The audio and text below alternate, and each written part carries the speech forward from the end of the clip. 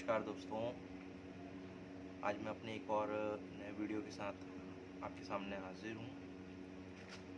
आज का जो ये वीडियो है, ये अभी कुछ दिन पहले मेरे साथ एक घटना घटी है। डेट मैं आपको बता देना चाहता हूँ। 24/3/2022 को मुझे एक विशेष वाहक के द्वारा एक नोटिस ला करके दिया गया, जिसमें ये बताया गया कि मैंने किसी के विरुद्ध कोई शिकायत वगैरह किया हुआ है और उसके एवज में उन्होंने मुझे नोटिस दिया है।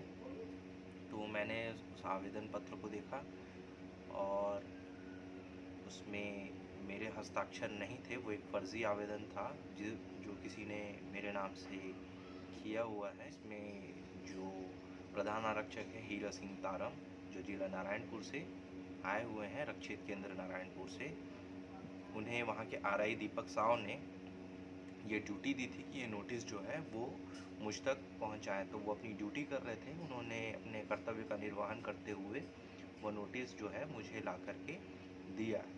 जब मैंने उस लेटर को देखा जो कि उस नोटिस के साथ संलग्न था, उसमें कुछ पॉइंट्स लिखे हुए थे जो कि आप देख सकते हैं। मैं ये डाल दे रहा हूँ, आप स्क्रीन में देख सकते हैं ये आवेदन। और इसमें जो हस्ताक्षर हैं, जो आप अभी देख रहे हैं, ये हस्ताक्षर मेरे नहीं हैं। किसी ने मेरे नाम का दुरुपयोग करते हुए एक फ़र्ज़ी हस्ताक्षर करके मेरे नाम से ये आवेदन दिया है और इसकी जांच की जो कार्रवाई है उप पुलिस अधीक्षक नारायणपुर कर रही हैं और उन्होंने ये नोटिस मुझे दिया था विशेष वाहक के द्वारा। तो मैंने उन्हें अपने ईमेल के माध्यम से इस बात की इन्फॉर्मेशन दी है कि ये जो लेटर है ये पूर्णतः फर्जी है, इसमें मेरा कोई हाथ नहीं है, ना ये आवेदन मेरा है, ना इस आवेदन में जो हस्ताक्षर हैं वो मेरे हैं।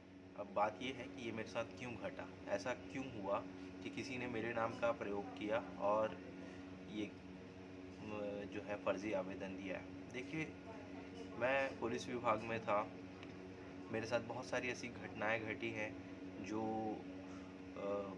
प्रताड़ना के रूप में घटी हैं, जो नहीं घटनी चाहिए थी। कई ऐसे ऑर्डर्स थे जो ना तो हमारा ड्यूटी था और ना ही हमारा ज़मीर मानता था। ऐसे आदेशों को मैंने मानने से इनकार कर दिया था, जिसका भुगतान मैं बर्खास्त होकर के किया। डिपार्टमेंट में मुझे ऐसा बताया गया कि लड़का आदेश का पालन नहीं करता है करके, लेकिन ऐसी कोई बात नहीं है। जो लीगल ड्यूटी है मैं वो लीगल ड्यूटी को फॉलो करता हूँ, लेकिन इनलीगल जो चीज़ें हैं, जो पुलिस विभाग में बहुत समय से चली आ रही हैं, पुरानी प्रथाएं, वो चीज़ें मैं फॉलो नहीं करता। जैसे किसी अधिकारी के घर में कुछ सामान पहुंचाना है और कुछ ऐसे काम होते हैं जो एक आरक्षक के पद की गरिमा को ख़राब करते हैं, तो ऐसे काम करना उचित नहीं है और नहीं करना चाहिए। तो मैं ये सारे कामों को इनकार कर देता हूँ। इसका जो प्रभाव है मेरी सर्विस पर पड़ा, मेरे सर्विस रिकॉर्ड पर पड़ा और मुझे जबरन 100 डेज़ की अनुपस्थिति का एक प्रकरण बनाकर, जो कि मैं ड्यूटी पर था उसके बावजूद भी यह प्रकरण बनाया गया और 100 डेज़ तक की उस अनुपस्थिति को अधिकारियों द्वारा बढ़ाया गया है। मुझको इन्फॉर्मेशन नहीं दिया गया कि आपकी अनुपस्थिति दर्ज है, और जब मुझे 15-20 दिन के बाद मुझे ये पता चला कि मेरी अनुपस्थिति दर्ज है, तो फिर मैंने पूछा कि सर मेरी एब्सेंटी दर्ज थी, यही आरआई दीपक साहब से मैंने पूछा, सर मेरी एब्सेंटी दर्ज थी, मुझे रिटर्न में क्यों नहीं बताया गया। तो उन्होंने बोला कि ये तुम्हारी एब्सेंटी 20 दिन पहले दर्ज है। मैं बोला कम से कम मुझे रिटर्न में बताना तो चाहिए था, तब मैं अपने बचाव में कुछ करता। तो 20 दिन बीत गए, आरआई दीपक साव ने मुझे किसी भी तरीके से कोई भी लिखित रूप से नहीं बताया कि आपकी एब्सेंटी डली है। ये मुझे पुलिस अधीक्षक कार्यालय से जब नोटिस मिला तब मुझे जानकारी पड़ा कि अरे मेरी एब्सेंटी डली है, और उतने दिनों तक वो मुझसे लाइन के अंदर ड्यूटी ले रहे थे, लाइन के अंदर ही, और कहीं बाहर ड्यूटी नहीं लगा रहे थे, लाइन के अंदर ही गणना होता था, उसके बाद फिर ड्यूटियाँ वहीं पे लगा दी जाती थी मेरी। तो इस तरीके से जब मुझे पता चला कि 20 दिन पहले मेरी अनुपस्थिति दर्ज है और मुझे नोटिस प्राप्त हुआ, तो तुरंत नोटिस के बाद मैंने अपनी जॉइनिंग के लिए पुलिस अधीक्षक महोदय, आरआई महोदय सबसे निवेदन करना शुरू किया और लगातार मैंने लिखित में निवेदन किया है। लिखित में मेरे पास वो सभी दस्तावेज उपलब्ध हैं जिसमें मैंने अपने आमद के लिए लगातार प्रयास किया है, लेकिन अधिकारियों द्वारा मेरे आमद आवेदनों को पूर्णतः इग्नोर करते हुए पूरी तरीके से उन्होंने नेगलेक्ट कर दिया मेरे आवेदनों को, और उसके बाद मेरी जो अनुपस्थिति है उसको बढ़ाते गए। मैं आवेदन दे रहा हूँ कि सर मैं यहीं उपस्थित हूँ, मेरी जॉइनिंग लीजिए, मेरी जॉइनिंग लीजिए, लेकिन वो मेरी उपस्थिति को पूरी तरीके से नकारते हुए मैं उनके ऑफिस गया, मैंने डिस्पेच में लेटर छोड़े, मैं उनके सामने खड़ा हुआ, उसके बावजूद भी वो मुझे आमद नहीं ले रहे थे और मुझे लगातार कर्तव्य पर उपस्थित होने के लिए नोटिस दे रहे थे। मेरे पास उनके सारे नोटिस हैं जो उन्होंने मुझे दिए हैं और जिन पे मैं उपस्थित हुआ हूँ, और मेरे पास वो सारे आवेदन भी उपलब्ध हैं जो मैंने लगातार आमद के लिए प्रयास किया, लेकिन इन्होंने मेरी एक नहीं सुनी, मेरे किसी आवेदन पे ध्यान नहीं दिया और मुझे ये झूठा अनुपस्थिति प्रकरण बनाकर 100 दिन तक का इस अनुपस्थिति को खींचकर ये प्रकरण बनाया गया और मुझे डिपार्टमेंट से इस प्रकरण में बर्खास्त कर दिया गया। तो इस तरीके का अन्याय मेरे साथ हुआ है।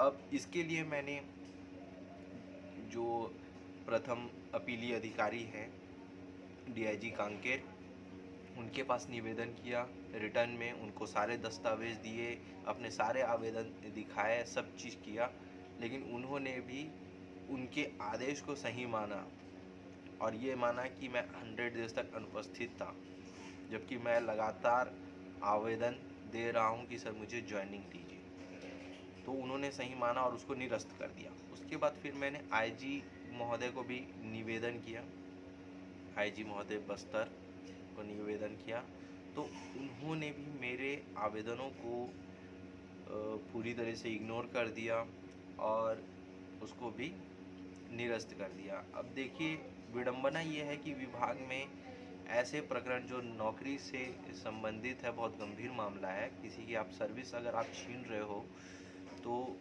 आप सिर्फ उस लड़के की या उस कर्मचारी की सर्विस नहीं छीन रहे हो, आप उनके पूरे परिवार के जीवन यापन का सहारा छीन रहे हो। उस नौकरी से सिर्फ वह लड़का ही नहीं चलता है, उसका परिवार भी चलता है, उसके परिवार की रोजी रोटी है।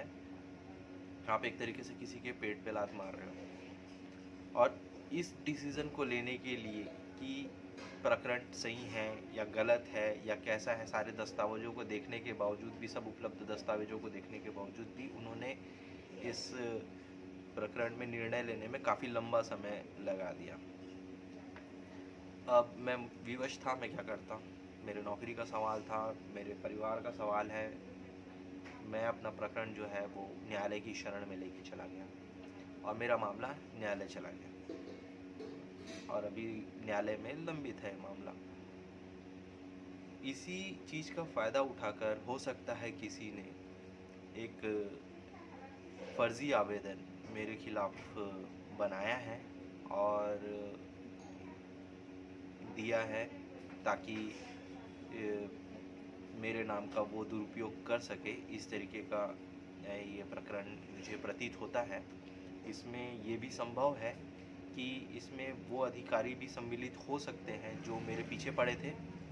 इसमें कोई प्रताड़ित कर्मचारी भी सम्मिलित हो सकता है जो खुद लड़ने के लिए सामने ना आ रहा हो और मेरे नाम के दुरुपयोग करते हुए उसने ये किया हो।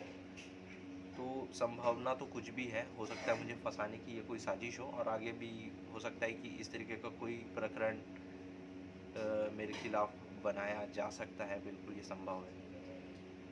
तो जो भी इस आवेदन को बनाया है, मैं उस बंदे को जानता तो नहीं हूँ, उससे मैं सिर्फ एक ही चीज़ बोलता हूँ कि भाई अगर आप प्रताड़ित हो या बहन आप प्रताड़ित हो, जो भी हो आप, अगर आप परेशान हो, प्रताड़ित हो, तो आप अपनी समस्या अपने नाम से सामने रखिए। किसी दूसरे के कंधे पर बंदूक रख के चलाने का प्रयास न करें, इससे कोई फ़ायदा होने वाला है नहीं, उल्टा आप ही झूठे साबित होंगे। और आप अगर अपनी परेशानी को सामने रखना चाहते हैं, जैसा कि आपने इस पूरे आवेदनों में लिखा हुआ है, ये सारी बातें अगर आपको लगता है कि आप सही बोल रहे हो और ये सही है, आपके पास पर्याप्त इस बात के एविडेंस हैं, तो बिल्कुल आप अपनी बातों को सामने आकर रखिए ना। क्या दिक्कत है? अधिकारियों को दिखाइए, एविडेंस दिखाइए। मैंने भी दिखाए थे, मानता हूँ कि वो एविडेंस को इग्नोर कर देंगे, लेकिन फिर भी आप अपने तरफ से पूरा प्रयास कर सकते हो उनको यह सबूत दिखाकर। होगा तो उचित कार्रवाई भी होगा, और नहीं करना चाहेंगे तो उसमें हम कुछ नहीं कर सकते, कोई भी कुछ नहीं कर सकता। ये अधिकारियों के अपने क्षमता के ऊपर और उनकी अपनी शक्ति के ऊपर निर्भर करता है कि वो अपनी शक्ति का प्रयोग कैसा करते हैं। लेकिन मैं रिक्वेस्ट यही करूँगा कि मेरे नाम से फर्जी आवेदनगिरी करके मुझे फंसाने का प्रयास ना करें। आपकी अगर अपनी लड़ाई है तो आप अपनी लड़ाई स्वयं लड़े, जैसे मैं अपनी लड़ाई स्वयं लड़ रहा हूँ। मैं किसी का नाम नहीं लेता और ना ही किसी को फंसाने का प्रयास करता हूँ और ना किसी के खिलाफ कोई झूठा आवेदन देता हूँ। मैंने जो कुछ भी किया है अपने दम पर किया है। अपनी सारे परेशानियों को स्वयं अधिकारियों के समक्ष उपस्थित होकर के मैंने रखा है। जब उन्होंने मेरी बात नहीं सुनी तो मैं वरिष्ठ कार्यालय तक अपने दम पर गया हूँ और वहाँ पर आवेदन छोड़ा हूँ। और आज इस बर्खास्तगी के विरुद्ध जो मैं न्यायालय गया हूँ वो भी मैं अपने दम पर गया हूँ, ना कि किसी का सहारा लेकर गया हूँ। तो ऐसे ही आप अपनी परेशानियों का सामना कर सकते हैं। हार मत मानिए अगर आप परेशान हैं तो।